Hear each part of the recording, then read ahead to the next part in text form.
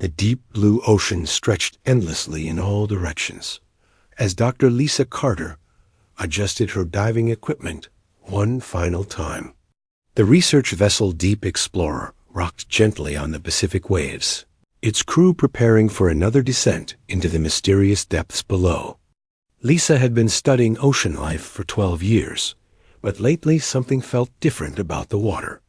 The readings were wrong, the temperatures were off, and strange metallic objects kept appearing on her sonar screens. Ready for descent. Dr. Carter called out Kyle Brooks from the control room. The young marine engineer had joined her team 6 months ago, bringing fresh eyes and new technology to their research. Today they would dive deeper than ever before, following signals that seemed to come from the ocean floor itself.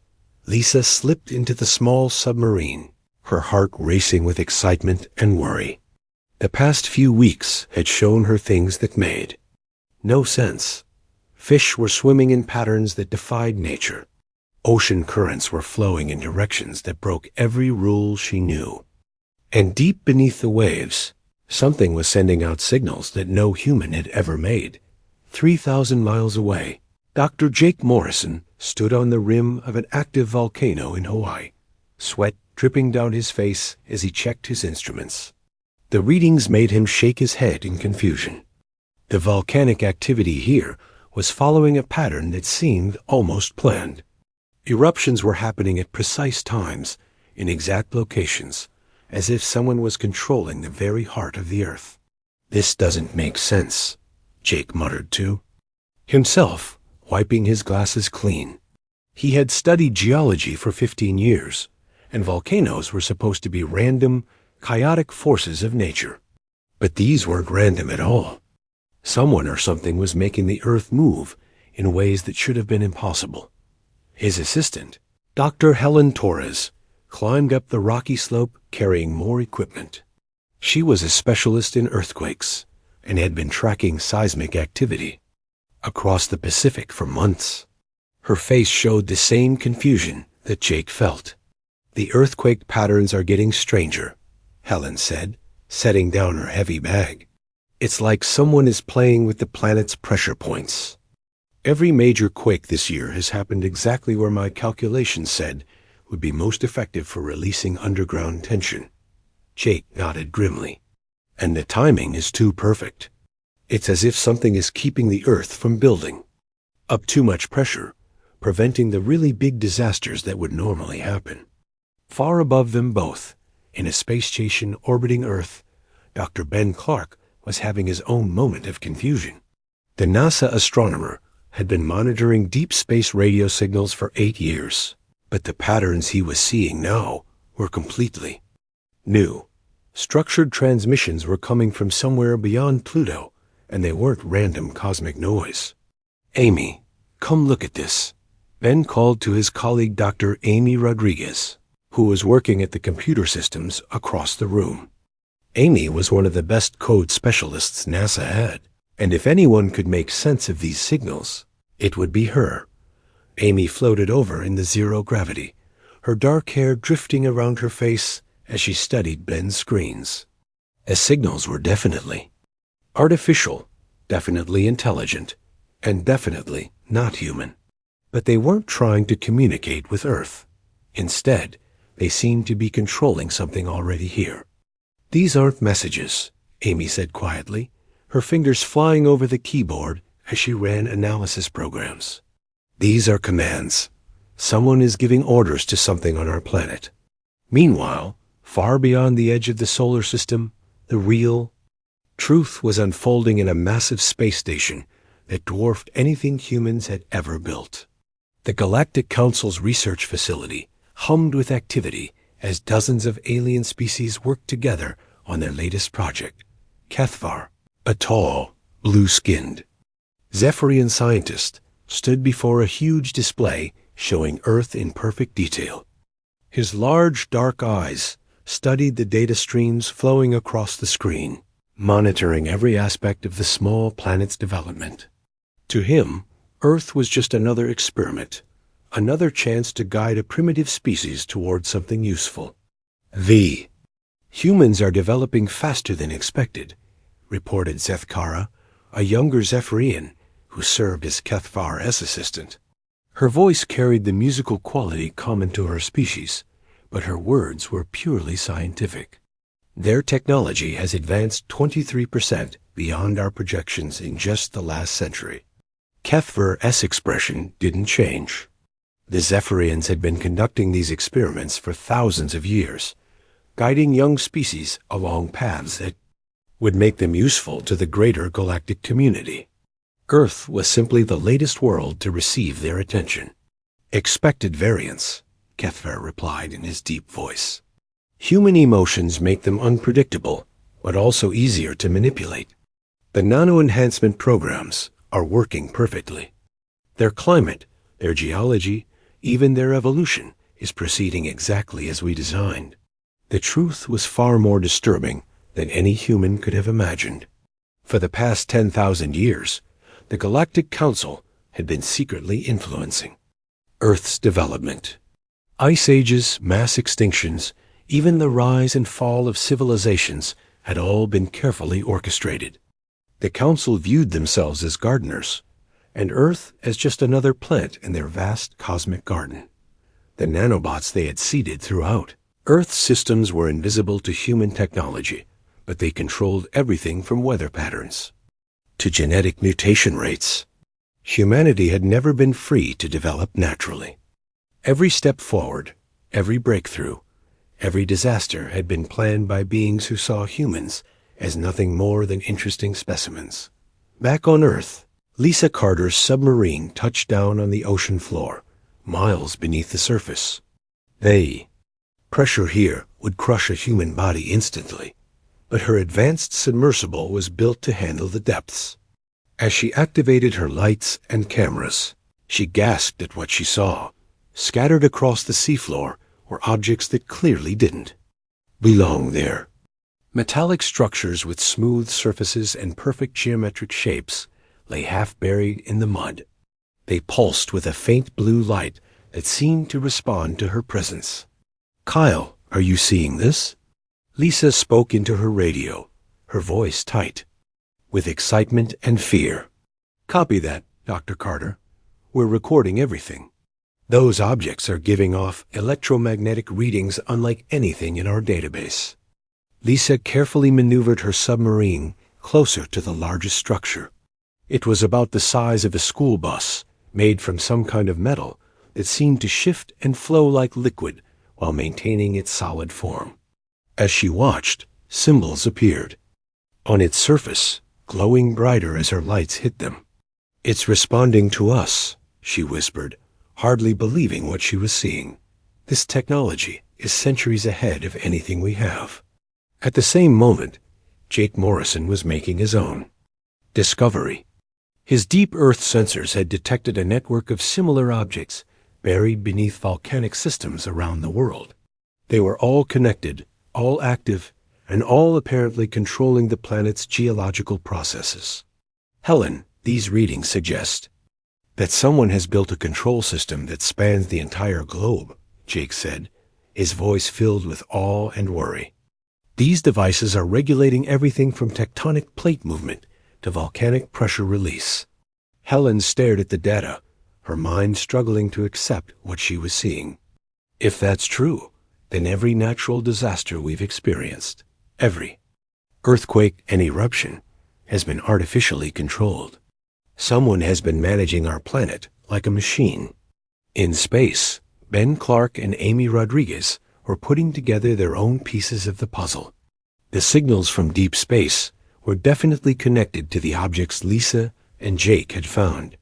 Someone was operating a vast control network that encompassed the entire Earth. "We need to tell someone about this," Amy said, but her voice was uncertain.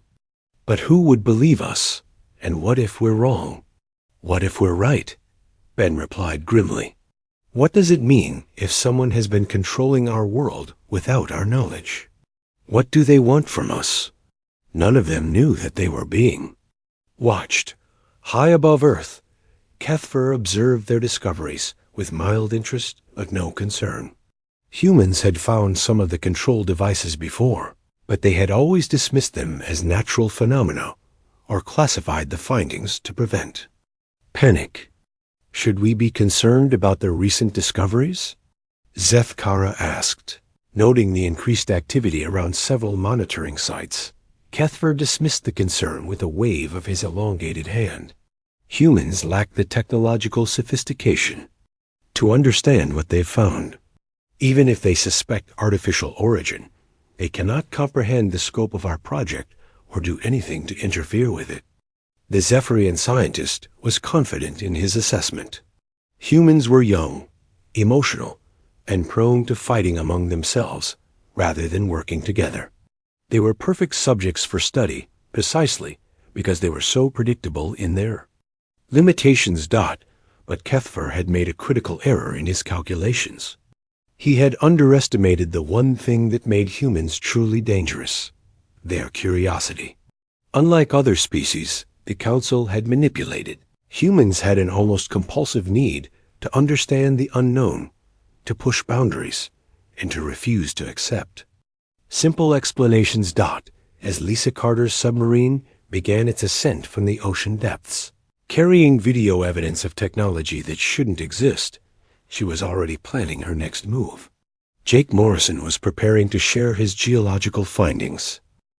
6 months had passed since Dr. Lisa Carter first saw the strange objects on the ocean floor. The images haunted her dreams, and every day brought new questions that science couldn't answer. Her research vessel, the Deep Explorer, was heading back to the same location where everything had started. This time, she wasn't going alone. Kyle Brooks checked his equipment one final time as the ship approached the dive site. The young marine engineer had spent weeks preparing new tools designed specifically for examining the mysterious objects. Beside him, Dr. Amy Rodriguez worked at her computer station, running programs that could hopefully decode whatever signals the devices were sending. "Sonar shows the objects are still active," Kyle reported, his voice tense with excitement.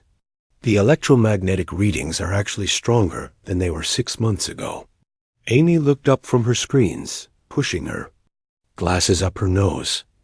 "I've been tracking the signal patterns. They're definitely not random. Someone is having a conversation down there, and we're about to listen in."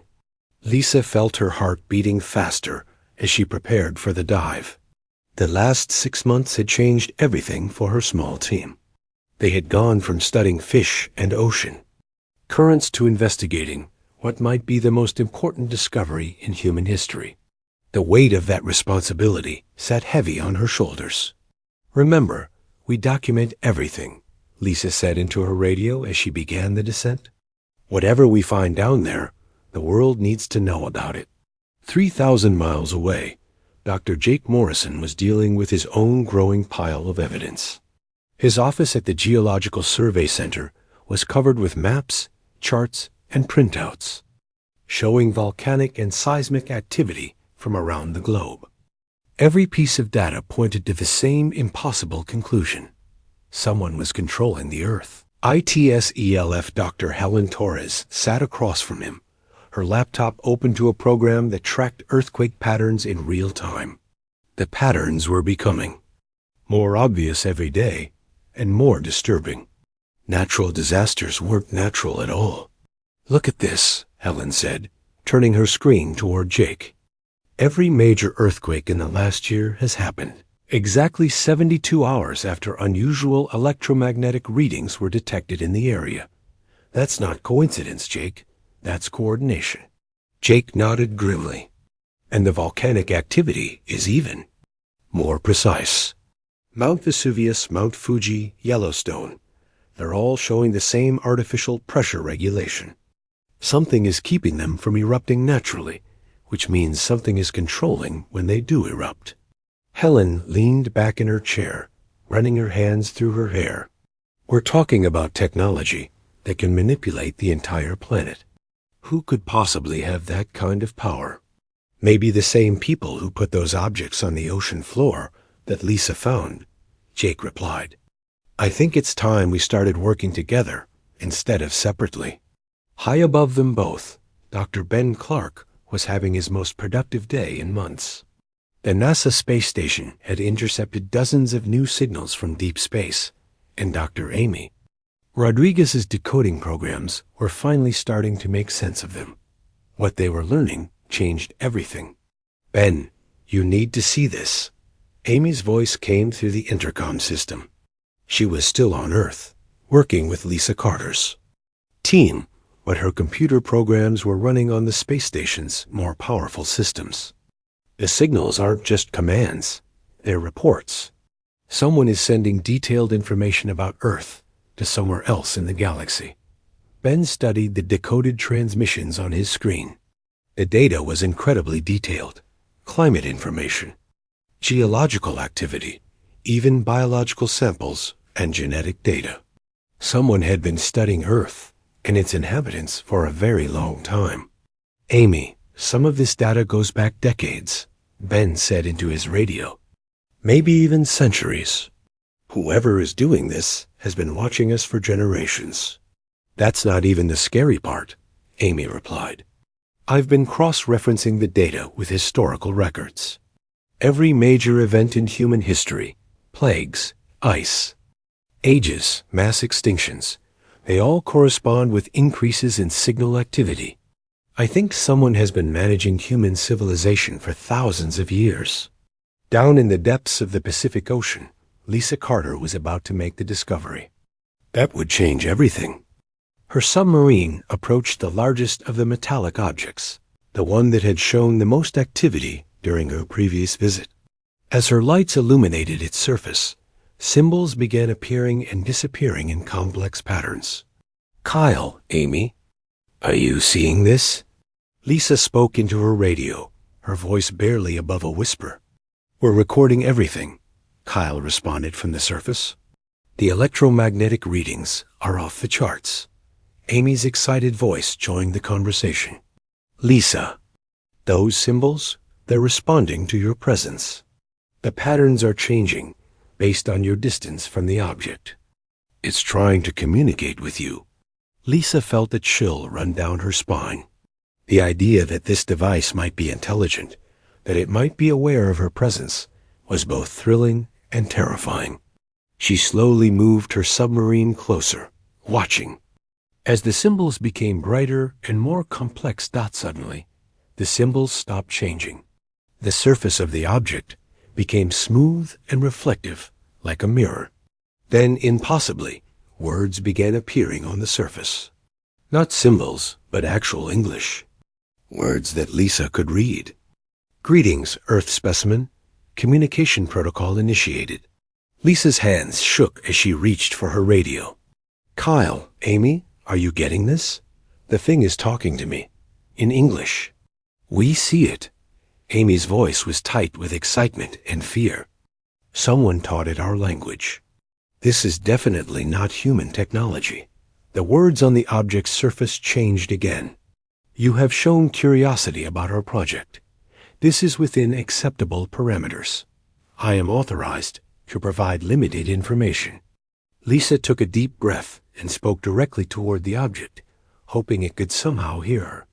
"Who are you? What do you want with Earth?" "I am Zeth Kara, research technician assigned to Earth Development Project. Our species belongs to the Galactic Council. We have been assisting your planet's evolution for many cycles." The words sent a shock through Lisa's entire body. Evolution assistance. Someone had been changing humanity's development for thousands of years. What kind of assistance? Environmental management, genetic optimization, historical guidance. Your species has benefited greatly from our intervention. Without our help, humans would have destroyed themselves centuries ago. Lisa felt sick. The implications were staggering.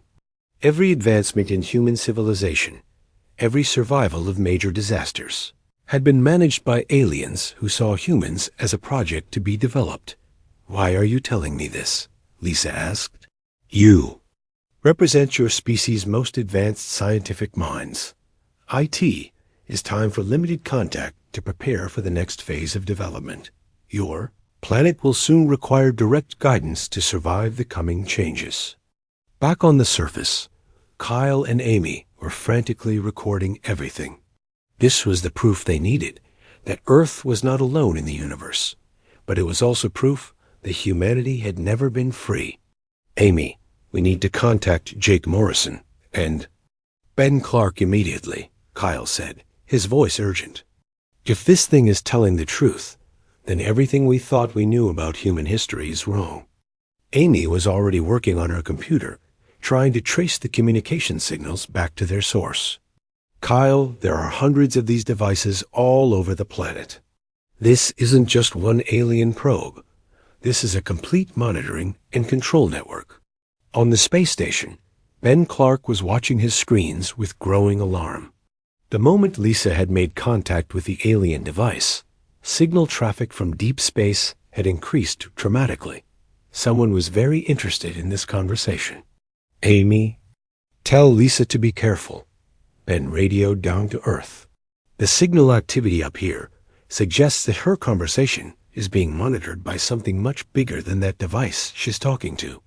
In the depths of the ocean, Zeth Kara continued her explanation.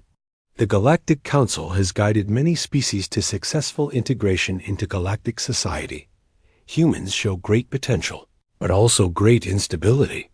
Our management has prevented multiple extinction events. What extinction events?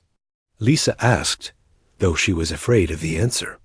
Nuclear war, climate collapse, pandemic diseases, asteroid impacts, all have been prevented or controlled to ensure human survival and development.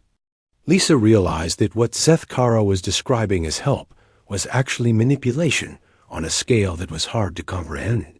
Every major crisis in human history had been managed by aliens, who treated humans like children who couldn't take care of themselves.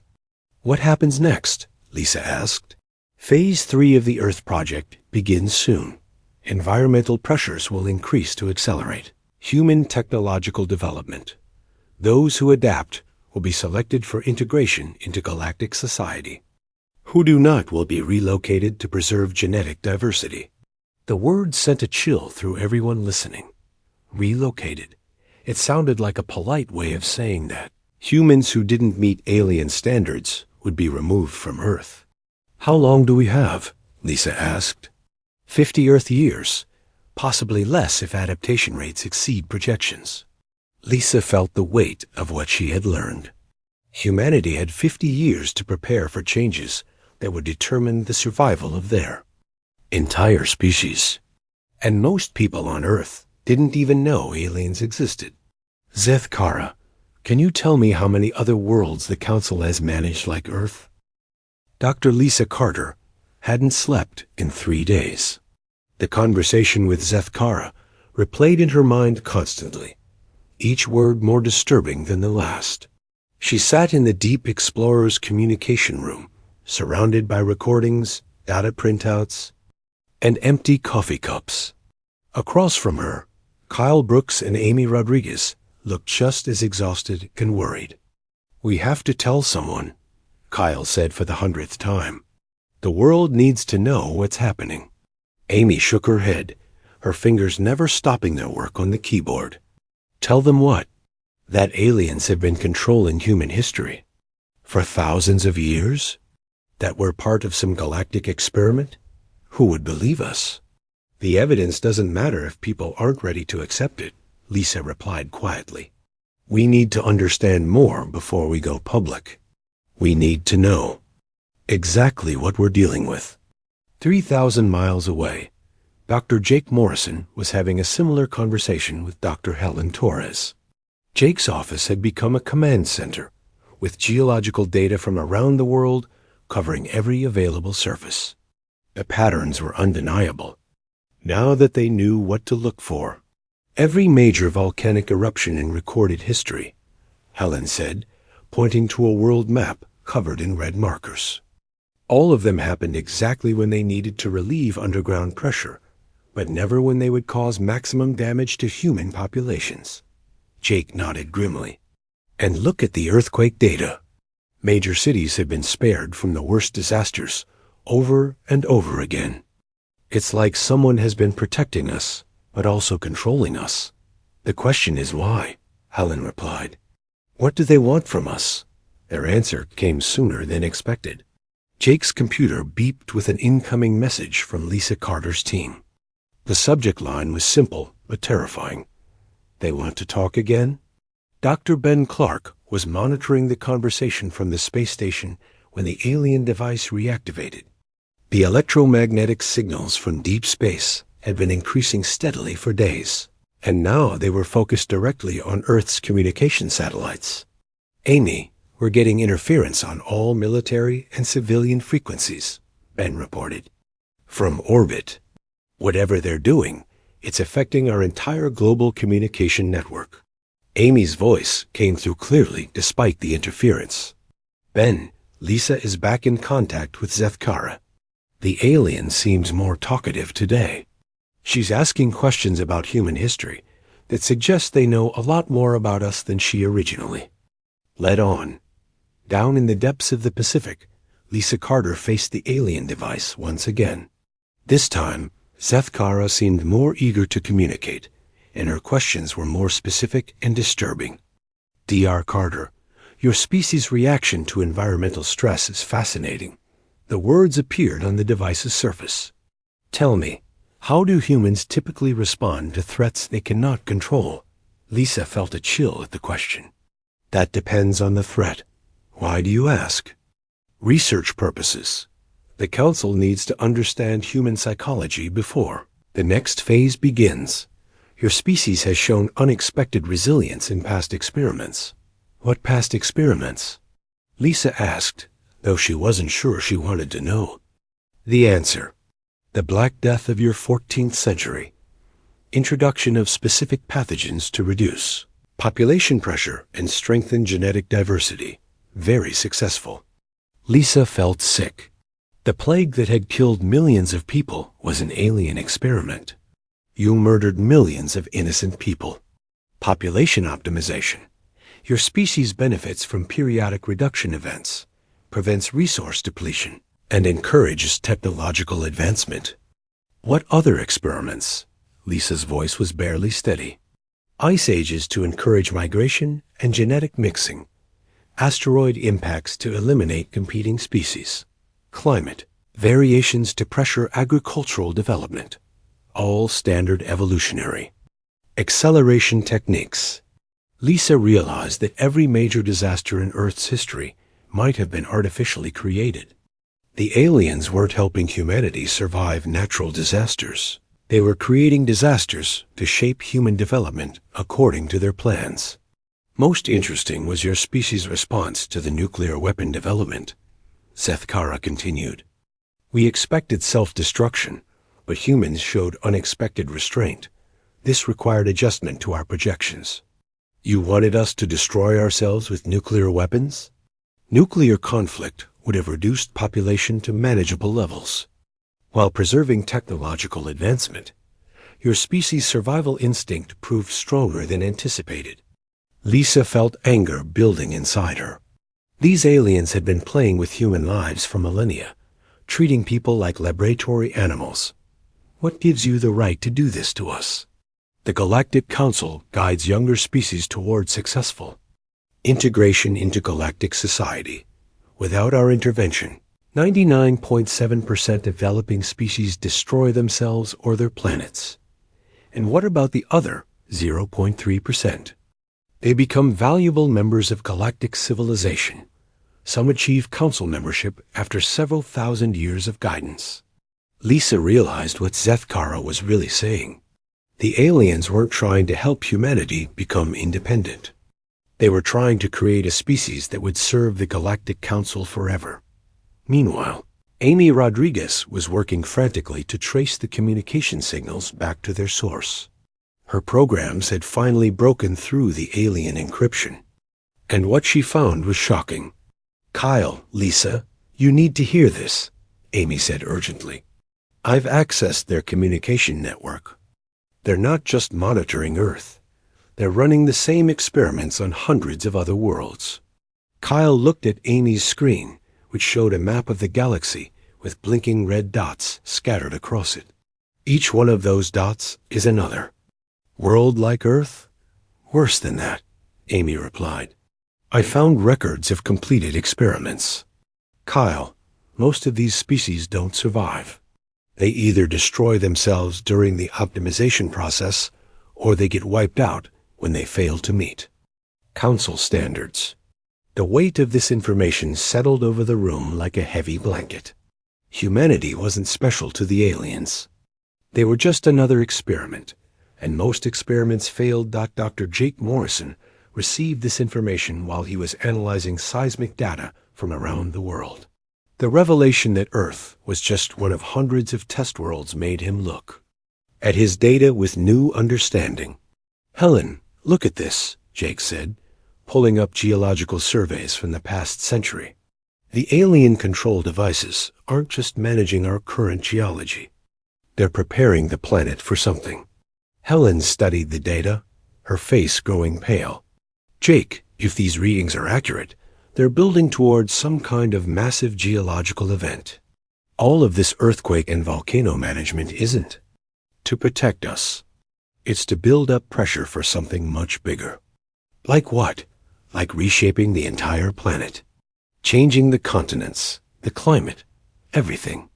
It would be like starting over with a blank slate. Back in the ocean, Sith Ishara was confirming their worst fears. Phase 3 will begin soon, Dr. Carter. Your planet will undergo final optimization to prepare for human integration into galactic society. What does that mean exactly? Climate adjustment, geological restructuring, population reduction to sustainable levels. Only the most adaptable humans will be selected for advancement. Lisa felt her heart stop. How many people will survive this optimization? Projections suggest approximately 50 to 100 million humans will be suitable for integration. The remainder will be relocated to preserve genetic diversity. Lisa realized that the aliens were planning to kill most of humanity and keep the survivors as servants or pets. Relocated where? Resource extraction colonies, agricultural worlds, entertainment facilities. The Council has many uses for primitive species. The conversation was interrupted by alarms on the surface. Kyle's voice came through the radio with panic. Lisa, we've got military ships approaching fast. Someone detected our communication signals. Amy's voice joined in. It's not just military. I'm reading aircraft from 6 different countries, all heading toward our location.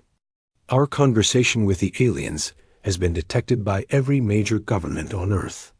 Lisa realized that their secret was about to become very public. But maybe that was what needed to happen. Maybe it was time for humanity to know the truth about what they were facing. Zethkara, I have one more question, Lisa said quickly. Why are you telling me all this? Why reveal your plans? Because resistance is futile, Dr. Carter.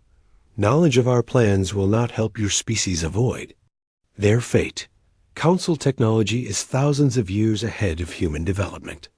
Acceptance of guidance is the only path to survival. The alien device went dark just as the first military helicopters appeared on the horizon. Lisa began her emergency ascent, her mind racing with everything she had learned. The aliens thought humans were helpless primitives who would simply accept their fate. They thought knowledge of the plan wouldn't matter because humans couldn't possibly fight back. But Lisa knew something about humans that the aliens apparently didn't understand. When humans learned they were being manipulated and threatened, they didn't usually accept it quietly. They fought back even when the odds seemed impossible.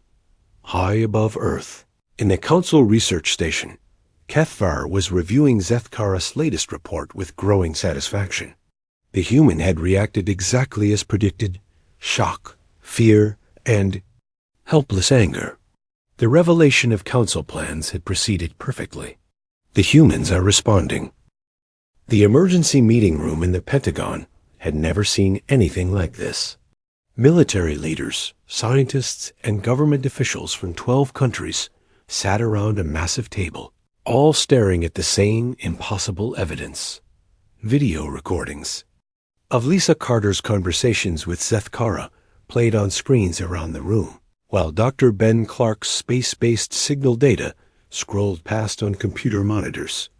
General Rita Stone, a tough military officer with 30 years of experience, looked around the room with grim determination. She had commanded troops in 3 different wars, but nothing had prepared her for this. "So let me make sure I understand this correctly," she said in her steady voice.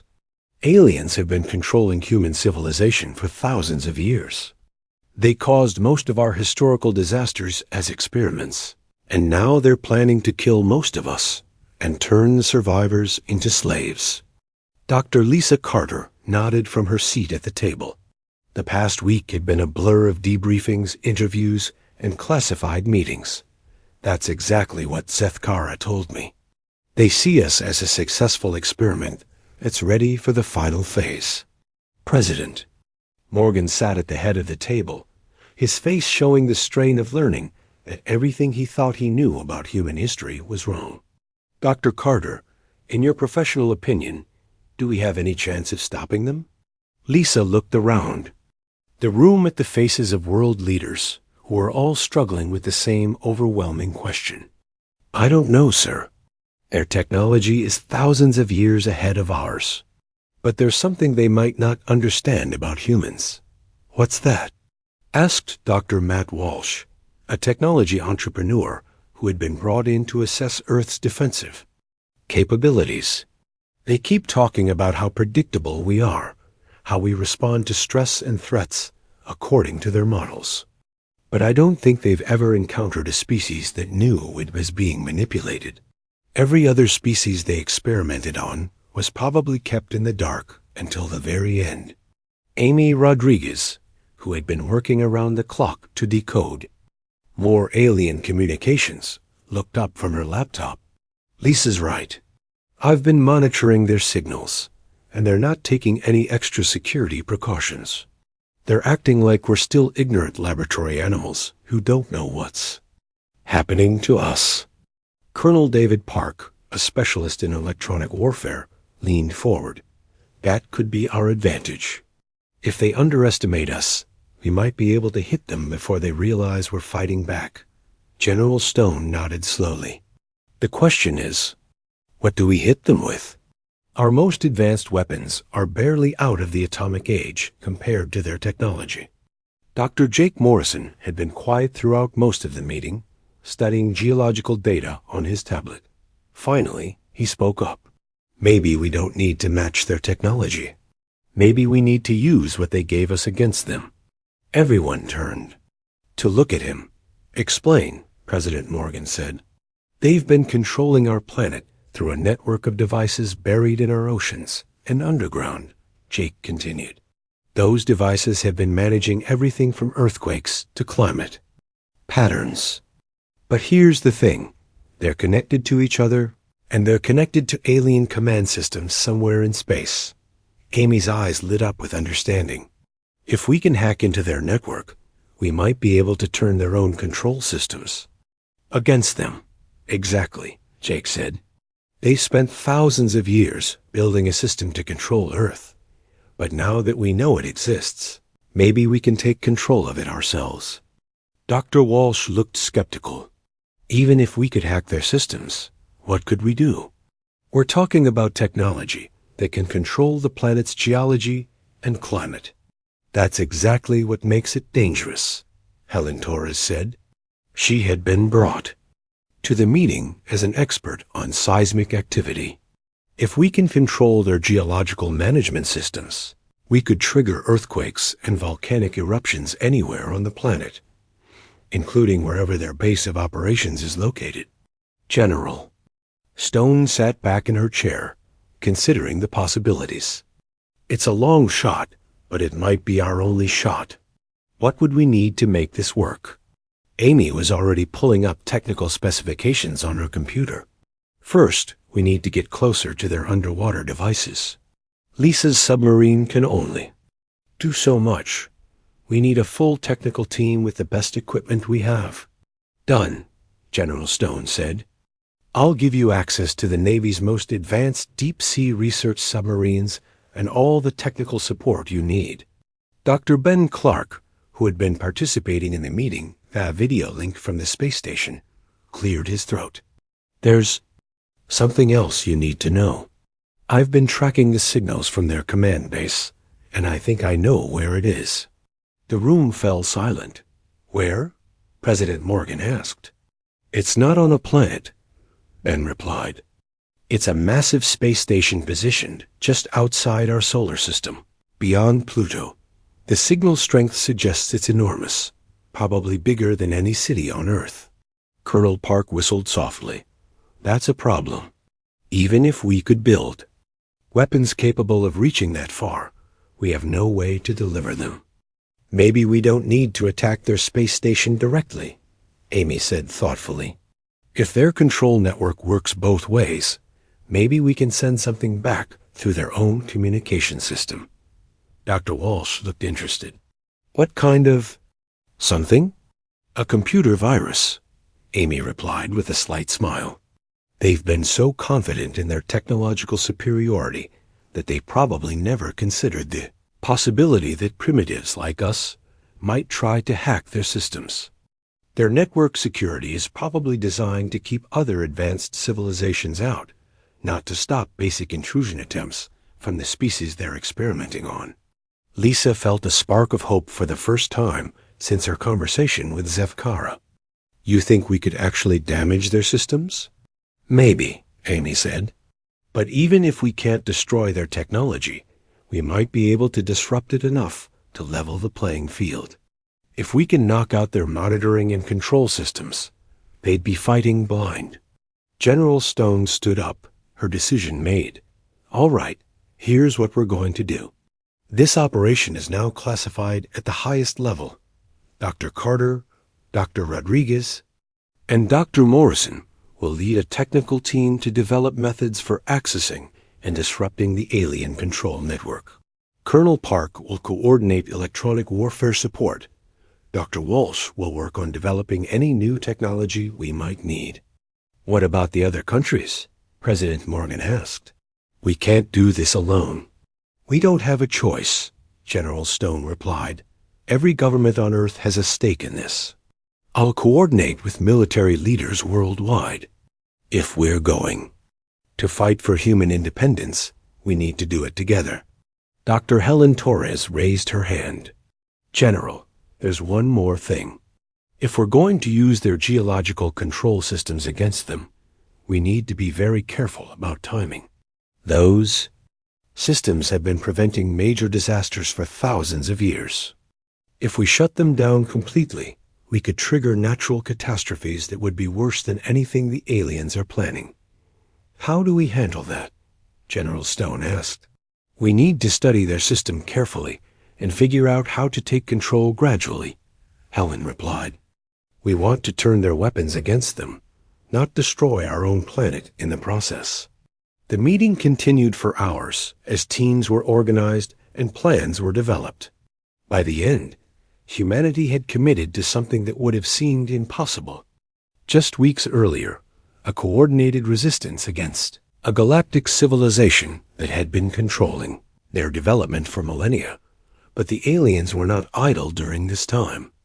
High above Earth, in a council research station, Kethvar was beginning to notice unusual patterns in the monitoring data. Zethkara, the humans are showing increased communication activity around the monitoring sites. Kethvar observed, studying the reports from Earth. Are they attempting to study our technology? Limited investigation is within normal parameters, Zethkara replied. Most species attempt to understand our technology once they become aware of it. Their primitive science cannot pose any real threat to council systems. But Kethvar was not entirely convinced. Nevertheless, increase monitoring frequency and prepare the rapid deployment protocols. If the humans prove more troublesome than anticipated, we may need to accelerate the final phase. How much acceleration? Are you considering? Sefkara asked. Complete optimization within 5 Earth years instead of 50, Kethva replied coldly. If they cannot accept guidance peacefully, they will accept it by force. What neither alien realized was that their increased monitoring was being monitored in return. Amy Rodriguez's programs had not only broken into their communication network, but had also begun learning how their systems worked. Every signal they sent to Earth was being studied, decoded, and stored by human scientists who were working around the clock to understand their enemy. Dr. Lisa Carter stood on the deck of the Deep Explorer as it prepared for another dive to the alien devices. This time, she wasn't going down alone. The submarine had been equipped with the most advanced hacking equipment that human technology could provide, and Amy Rodriguez would be going with her to attempt the first direct intrusion into the alien network. Are you ready for this? Lisa asked Amy as they prepared to descend. Amy checked her equipment one final time. As ready as anyone can be for trying to hack a computer system that's thousands of years. 2 years had passed since Dr. Lisa Carter first spoke with Sefkara in the depths of the Pacific Ocean. The world had changed in ways that would have seemed impossible before humanity learned the truth about their place in the galaxy. Every major city on Earth now had defense installations built with technology reverse-engineered from alien devices.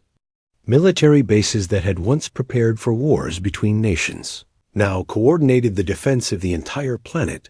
Dr. Amy Rodriguez stood in the command center beneath the Pentagon, surrounded by screens showing data from around the globe.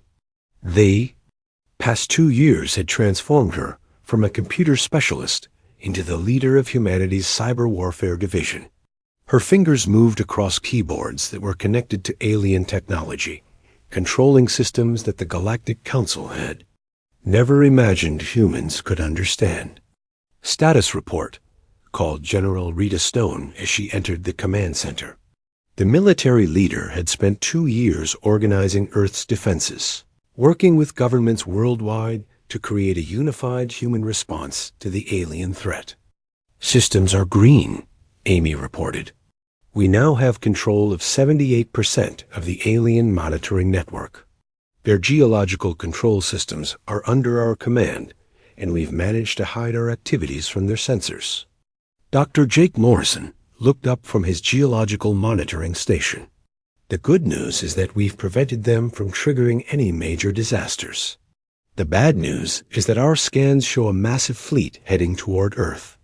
They'll be here in 6 months.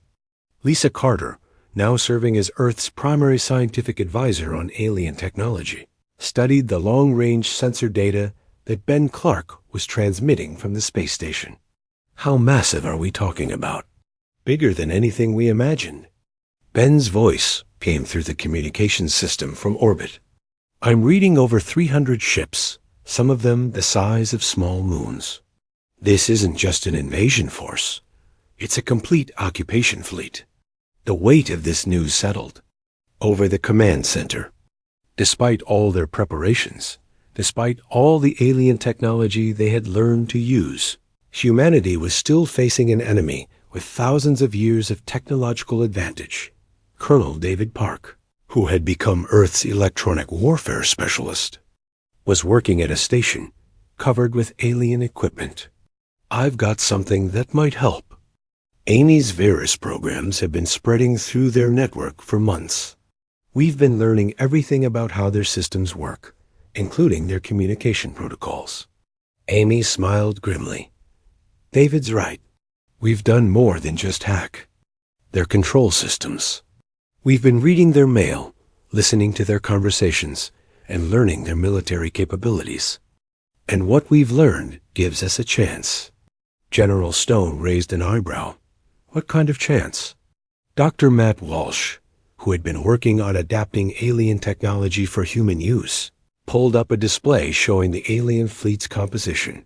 They're not coming here to fight a war. They're coming here to clean up what they think is a minor problem with a primitive species. Most of their ships aren't even military vessels. They're transport ships designed to carry human survivors to other worlds. That's their mistake, Lisa said with satisfaction. They still think we're helpless primitives who will surrender as soon as they show up with superior technology. Dr. Helen Torres, who had been monitoring seismic activity worldwide, looked up from her displays. Our geological weapons are ready. We can trigger earthquakes and volcanic eruptions anywhere on the planet or in space where their ships are positioned. But we need to be careful. If we use too much force, we could damage Earth's ecosystem permanently. Amy's fingers were flying across her keyboards as she accessed deeper levels of the alien network. I've got even better news. Remember how we've been hiding our activities from their sensors? Well, I've also been planting false data in their reports. As far as the Galactic Council knows, Earth's human population is behaving exactly as their models predicted. What does that mean? General Stone asked. It means they have no idea we know about them, Amy replied with a fierce grin. They think we're still ignorant animals waiting to be collected. They're not prepared for any kind of resistance. Ben Clark's voice crackled through the communication system from the space station. I'm also detecting something interesting about their fleet composition. Most of the ships are old, outdated models. It's like they're not sending their best equipment to deal with us. Colonel Park nodded. That matches what we've learned from their communications. The Galactic Council sees this as a routine operation. They've done this to hundreds of other worlds, and it always goes the same way. They show up, the primitive species surrenders or gets wiped out, and they move on to the next experiment. Lisa felt a cold anger building inside her as she thought about all the other species that had suffered the same fate as Earth was supposed to suffer. How many other worlds are currently under their control? Amy pulled up data from the alien networks. According to their records, they're currently running experiments on 847 different worlds. Most of them don't even know aliens exist. And the success rate is just as bad as Zethkara told you. Only about 12% of species survive. The process. That's going to change, General Stone said firmly. We're not just fighting for Earth anymore. We're fighting for every species that's being manipulated by these aliens. Dr. Walsh had been working on something in secret for months, and now he revealed his project. I've been developing a way to use their own communication network against them. If we can take control of their fleet's command systems, we might be able to turn their ships against each other. Is that possible? Lisa asked.